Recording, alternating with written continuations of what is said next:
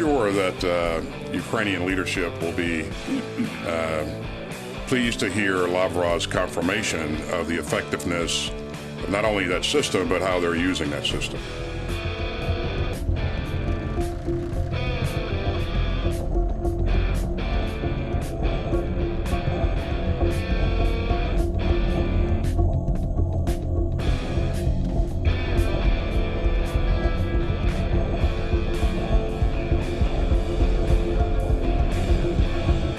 Less than 24 hours after Russia bombarded Ukraine with missiles, it launched a drone attack on the capital, Kyiv. Ukraine reported that all 16 Iranian-made Shahed drones were destroyed. Air raid sirens were heard in the early hours of Friday. The government put out an alert on its Telegram channel at about 2 a.m. Kyiv residents were asked to make their way to air raid shelters. Several explosions and the sound of anti-aircraft fire were heard from miles away. Ukraine's military says one administrative building was partly destroyed in the attack and no casualties have been reported so far. Kyiv says the drone attack occurred hours after Moscow had launched 85 missile strikes, 35 airstrikes, and 63 strikes from multiple rocket launch systems. It also says Moscow shelled 20 settlements around Bakhmut in the east, which has seen some of the fiercest fighting in recent days, according to Ukraine. About 25 settlements in the Kherson and Zaporizhia regions were also shelled. Russia has repeatedly denied targeting civilians, but Ukraine says the daily bombardment is destroying the country's power, medical, and other infrastructure.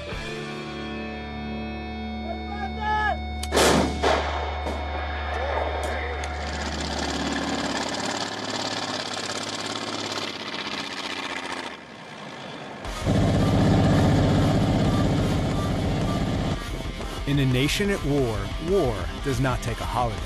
And so over New Year's, Ukrainian rockets destroyed this building housing Russian troops. And for 3 days straight, Russia terrorized Kyiv from the sky. At least 60 drones targeted Ukraine's capital. Some eluded Ukrainian air defenses. The targets were yet again civilian, ripping open this hotel, damaging the apartments of some of Kyiv's most vulnerable, and destroying families in their homes. This used to be the Kahari-Litsky's kitchen. A Russian missile landed a direct hit, killing 36-year-old Irina. 2 days later, Serhiy looks for pieces of the weapon that killed her. He mourns his wife and embraces their son, who's lost his mother. His 73-year-old father, Anatoly, was injured in the same explosion. You know, we were building this house for 5-6 years with our salary, with our money. And this happens. What can I say? They are beasts. They are not human. And yet, amidst the torment, there is tenacity. Ukrainians in Kyiv managed to celebrate New Year's, hoping for the total victory that, despite all the fear of 10 months ago, President Volodymyr Zelensky vowed to achieve in his New Year's address. It was dark. It was loud. It was hard for many and scary for some. 311 days have passed. It can still be dark, loud, and complicated for us. But we will definitely never be afraid again. And yet he acknowledged the country's pain, written on the face of little girls who watched his address as their family marked a new year.